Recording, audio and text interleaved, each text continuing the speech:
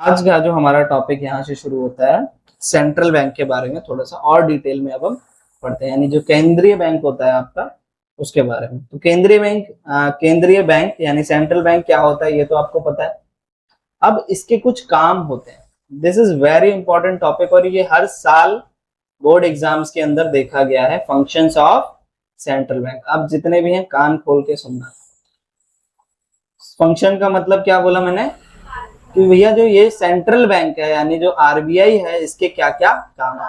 सिर्फ आरबीआई के नहीं, जितने भी सेंट्रल बैंक है बाकी देशों में भी अगर सेंट्रल बैंक है उनके क्या क्या काम होते हैं, तो यहाँ पर हमको वो पढ़ना है। ठीक है, और इसमें से आपको कोई सा भी एक काम दे दिया जाएगा। अभी हम कुछ काम पढ़ेंगे सेंट्रल बैंक के, तो उसमें से कोई सा भी एक दे देता है। ठीक है, एक दे देगा या पूरा क्या पूरा टॉपिक दे देगा, बताओ सेंट्रल बैंक के क्या काम होते हैं। ठीक है, तो पहला काम क्या है सेंट्रल बैंक का, बैंक ऑफ इशू यानी निर्गमन बैंक कहा जाता है इसको।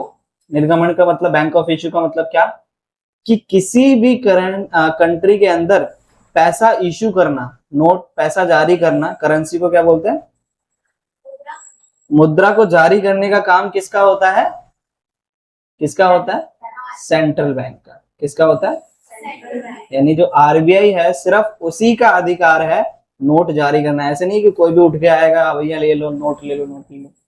तो ये किसका काम होता है, आरबीआई। इसीलिए इसको क्या कहा जाता है, बैंक ऑफ इशू। पहला पॉइंट क्लियर। दूसरा पॉइंट समझो क्या है कि इंडिया के अंदर अगर हम बात करें, जो 1 रुपए का नोट होता है वो इशू कौन करता है, आरबीआई। यानी मार्केट के अंदर कौन उतारेगा, आरबीआई। लेकिन उसको प्रिंट कौन करता है, उसको छपवाता कौन है, मिनिस्ट्री ऑफ फाइनेंस, जिसको वित्त मंत्रालय हम बोलते हैं। ठीक है, तो 1 रुपए का जो नोट है उसको आरबीआई इशू करता है, लेकिन प्रिंट कौन करता है, मिनिस्ट्री ऑफ फाइनेंस, वित्त मंत्रालय, याद रखना। ठीक है, अब आपके माइंड में एक क्वेश्चन आता है इसी टॉपिक से रिलेटेड कि भैया इंडिया में गरीबी है तो पैसा लोगों के पास कम है, तो ऐसा क्यों नहीं करती है सरकार कि बहुत सारा पैसा इशू कर दे और गरीबी खत्म हो जाएगी। ऐसा आता होगा दिमाग में क्वेश्चन, कुछ बच्चों के आता है। तो देखो ऐसा पॉसिबल नहीं है। ठीक है, ऐसा पॉसिबल क्यों नहीं है, इसका रीजन समझो कि जब भी नोट छपते हैं आपके तो किस हिसाब से छपते हैं वो समझना।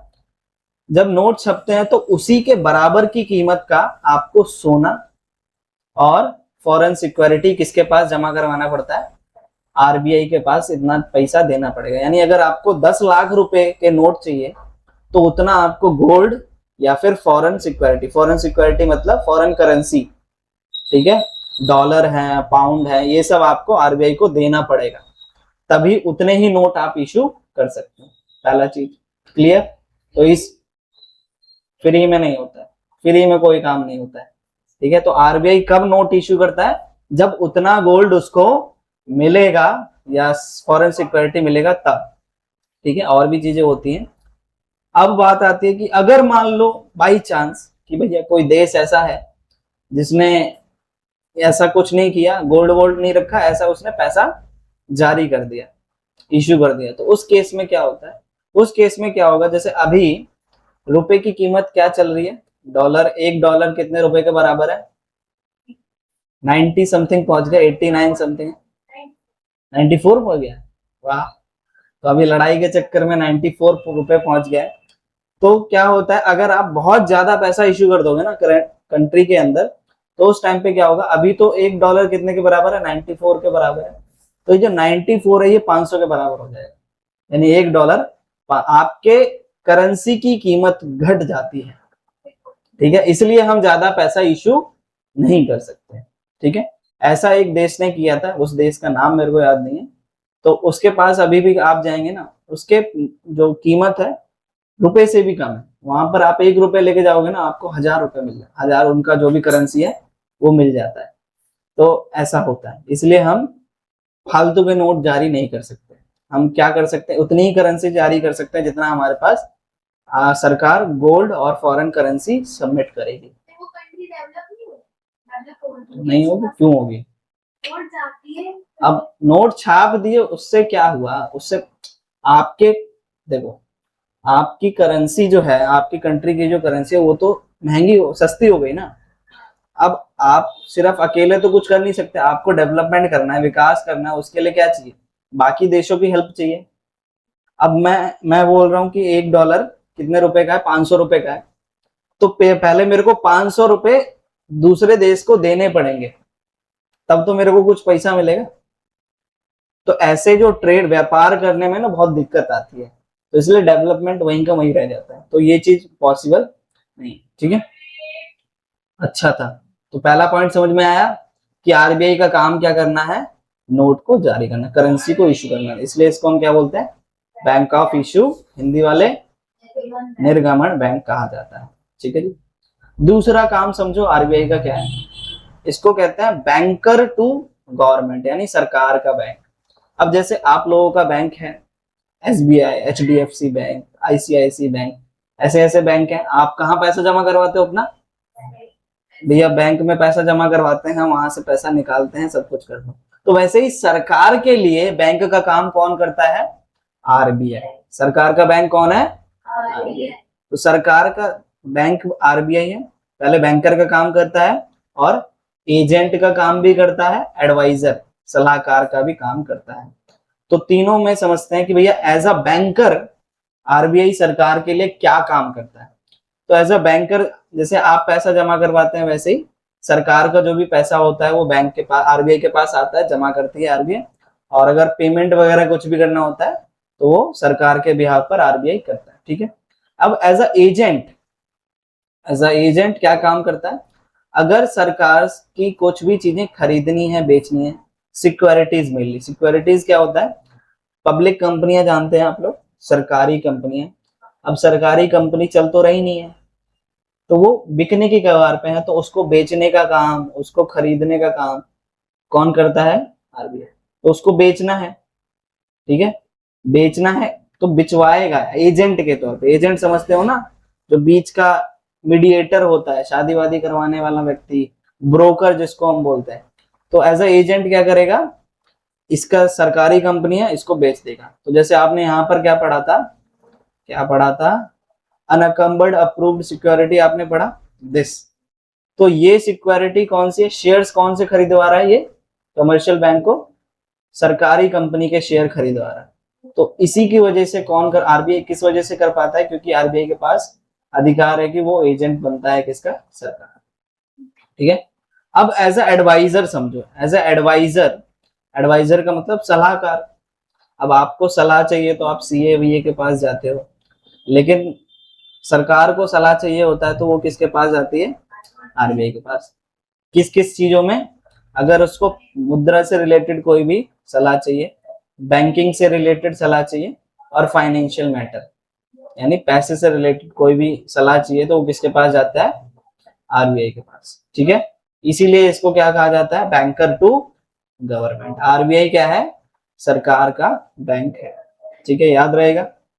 अगला काम आरबीआई क्या करता है, पढ़िएगा क्या लिखा हुआ है, बैंकर्स बैंक, यानी बैंकों का भी बैंक, और सुपरवाइजर, यानी इसको क्या पढ़ेंगे, जो भी होता है सुपरवाइजर, यानी देख रेख करने वाला। ठीक है, ऊपर ऊपर से देख रेख जो करते हैं उसको बोलते हैं सुपरवाइजर। तो बैंकों, अभी हमने पढ़ा कि भैया सरकार का बैंक कौन है, आरबीआई, लेकिन बैंकों का भी बैंक कौन है, आरबीआई। हाँ ठीक है, बैंकों का भी बैंक का मतलब क्या है कि जितने भी कमर्शियल बैंक है, कमर्शियल बैंक को समझ रहे हो ना, वाणिज्य बैंक जितने भी हैं, उनको देख रेख करना कि वो कहीं घपला तो नहीं कर रहे हैं, ज्यादा लोन तो नहीं दे दिया, मार्केट में बहुत ज्यादा पैसा तो नहीं इन्होंने सप्लाई कर दिया।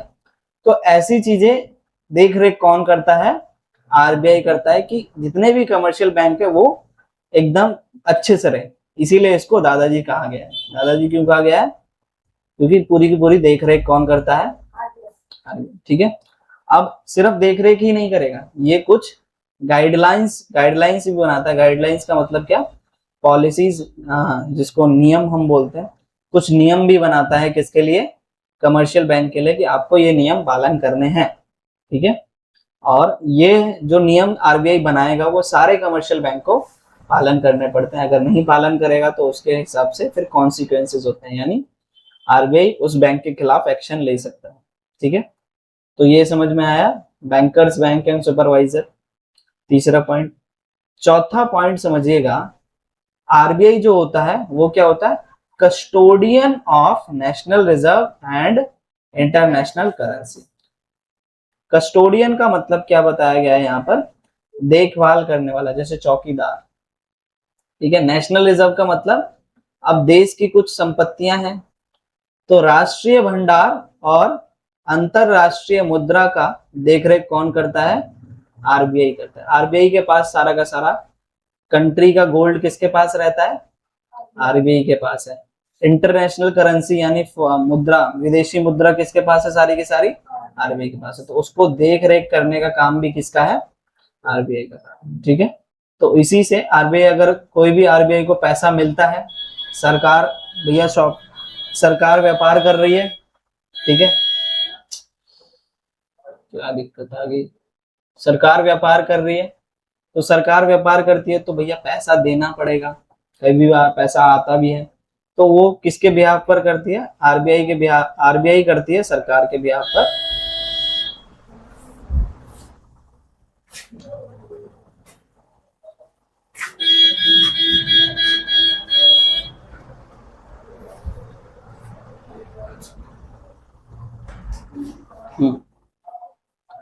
यस, तो ये चार पहले पॉइंट क्लियर हुए, सरकार के जो, सरकार के नहीं, आरबीआई के ये चार काम क्लियर हुए, रिवाइज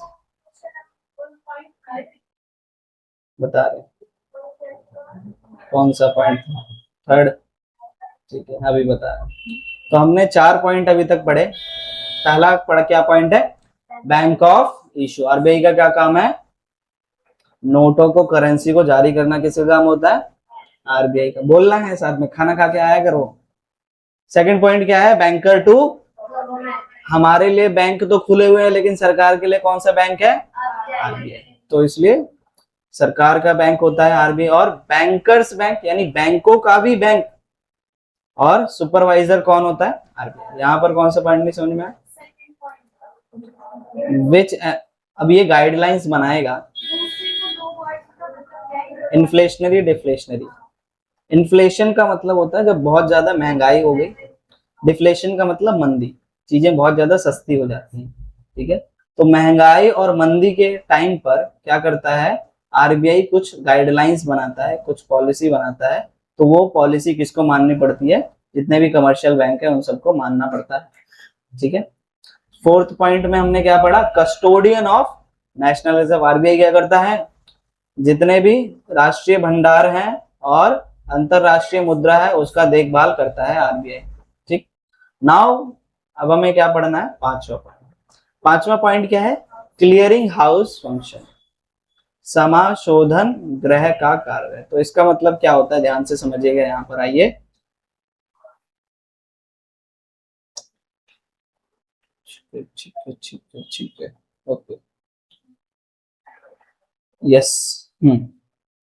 अब जैसे चेक के बारे में तो आप सबको पता है कि चेक क्या होता है, आपके पास नहीं होगा, है आपके पास चेक बुक है, ओहो, चलिए तो मेरे को दे देना थोड़ा 10-12 लाख रुपए। तो चेक, देखो क्या हुआ, एक ए नाम का व्यक्ति है, इसने बी नाम के व्यक्ति को चेक इशू किया, यानी चेक दिया, 10,000 का चेक काट के दे दिया। अब इस ए नाम के व्यक्ति का खाता किस बैंक में है, भैया मैंने जो चेक दिया है वो आईसीआईसी बैंक का चेक है, ठीक है। अब बी का खाता किसमें है, एचडीएफसी बैंक में, ठीक है। अब मैंने तुमको चेक दिया, तुमने अपने बैंक में चेक जमा करवाओगे जाके, ठीक है, क्योंकि तुम्हारा खाता किस बैंक में है, जिस बैंक में तुम्हारा खाता है उस बैंक में तुम जमा करवाओगे जाके, तो तुमने जमा करवा दिया। अब तुमने देखा होगा कि चेक जब जमा करवाते हैं उसके 3 से 4 दिन बाद तुम्हारे को पैसा तुम्हारे बैंक में मिलता है। अब ऐसा क्या होता है 3-4 दिन में, वो समझो। 3-4 दिन में देखो क्या होता है, ये जो चेक होता है किसके पास जाता है, पहले आरबीआई के पास जाता है। तो क्या होता है, आरबीआई क्या करता है, आईसीआईसी बैंक यानी इस व्यक्ति के खाते में से पैसा काटता है और इस व्यक्ति के अकाउंट में पैसा डाल देता है। तो इतना टाइम कौन लेता है, ये आरबीआई लेता है। इसी को बोलते हैं हम clearing house function. Cheque clear करने का काम किसका है, आरबीआई का, ठीक है। अब ऐसा आरबीआई ही क्यों कर सकता है, बाकी के लोग क्यों नहीं कर सकते, या ये बैंक आपस में ऐसा क्यों नहीं कर सकते? ऐसा भी हो सकता है ना कि ये, अब मान लो जो बी नाम का व्यक्ति है उसने यहाँ पर पैसा जमा करवाया, अपना चेक जमा करवाया, तो ये डायरेक्ट बैंक आईसीआईसी बैंक से कांटेक्ट कर ले और पैसा ले ले। तो ऐसा देखो करने में बहुत ज्यादा टाइम लगेगा और कॉस्ट भी लगेगा, पैसा भी बहुत सारा लगता है। अभी आपने पढ़ा कि ये जितने भी बैंक होते हैं अपना कुछ पैसा किसको जमा करवाते हैं, सीआरआर की फॉर्म में जमा करवाते हैं। तो भैया बैंक क्या, आरबीआई क्या करता है, इसके अकाउंट में से पैसा काट के इसको दे देता है, फिर आरबीआई अपना सेटलमेंट करते रहता है बैंकों के साथ, ठीक है। तो इसी को हम बोलते हैं clearing house function. Cheque clear करने का काम किसका होता है, आरबीआई का, ठीक है। तो इसीलिए आपको यहाँ पर लिखा गया क्लियरिंग हाउस फंक्शन, ठीक है। तो ये क्या कर देता है, आसान बना दिया है कमर्शियल बैंक के लिए कि आप जितने भी चेक हैं म्यूचुअली आप आराम से सॉल्व कर सकते हैं, और इसमें क्या है आपका टाइम और पैसा भी कम लगता है, इसीलिए इसको क्या कहा जाता है, क्लियरिंग हाउस फंक्शन कहा जाता है।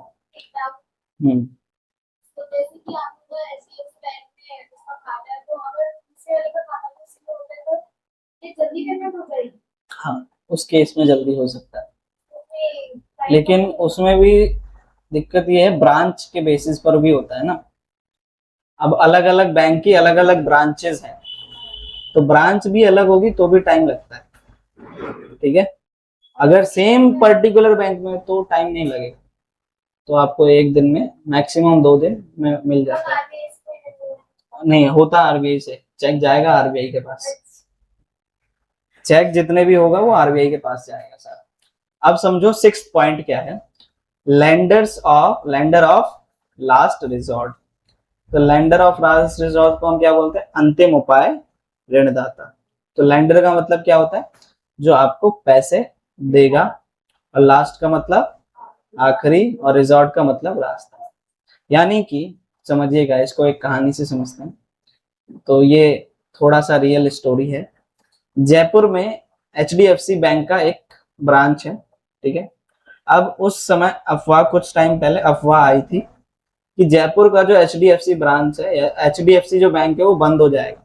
लोगों के बीच में ऐसे ही अफवाह फैल गई, बहुत सारी अफवाहें फैलती हैं, तो न्यूज में आ गया भैया, ये सब हो गया, लोग पागल हो गए। लोग क्या करें, अब जितने भी लोगों का बैंक इस बैंक में खाता था सब पैसे निकालने के लिए पहुंच गए, लेकिन बैंक इतने अपने पास पैसा तो रखता नहीं है। तो उस समय क्या हुआ, बैंक को कितने रुपए की जरूरत थी, 700 करोड़ रुपए की जरूरत थी। तो रातों रात इसने कॉल किया आरबीआई को, तो आरबीआई ने रातों रात हेलीकॉप्टर से 700 करोड़ पैसा इस बैंक के अंदर पहुंचाया और सिचुएशन को हैंडल किया। तो इसमें हम क्या समझ पा रहे हैं कि आखिरी रास्ता कितने भी कमर्शियल बैंक है उन सबके लिए क्या होता है, आरबीआई होता है। सरकार के लिए भी आखिरी रास्ता कौन होता है, आरबीआई। इसलिए इसको क्या कहा जाता है, लेंडर ऑफ लास्ट रिजॉर्ट, अंतिम उपाय ऋणदाता, ठीक है। यहाँ पर समझ में आ गया। बाकी ये जो पॉइंट है इसमें भी वही बात लिखी हुई है जो मैंने आपको यहाँ पर बता दी, ठीक है। अगर कंपलसरी नहीं है कि ऐसी सिचुएशन में अगर मान लो जितने भी कमर्शियल बैंक है उनको पैसा एक्स्ट्रा चाहिए, तो भी वो क्या कर सकते हैं, लोन, जैसे आप लोन लेते हो ना, वैसे ही कमर्शियल बैंक आरबीआई से लोन ले सकते हैं, कितने भी परसेंट पे, जितना परसेंट आरबीआई बोलेगा उस हिसाब से। तो ऐसा सब कुछ हो सकता है, ठीक है जी। क्या यहाँ तक आपको अभी जो मैंने पढ़ाया फंक्शंस, 6 फंक्शन पढ़ाए हैं, 7वां फंक्शन में हमारा 2 क्लासेस कवर होगा। एक फंक्शन है लेकिन इसमें बहुत बड़ा टॉपिक है। तो क्या आपको इतना पहले समझ में आया कि क्या मैंने जितनी भी चीजें पढ़ाई हैं, अभी तक आपको कोई दिक्कत परेशानी, दिल में दर्द हो?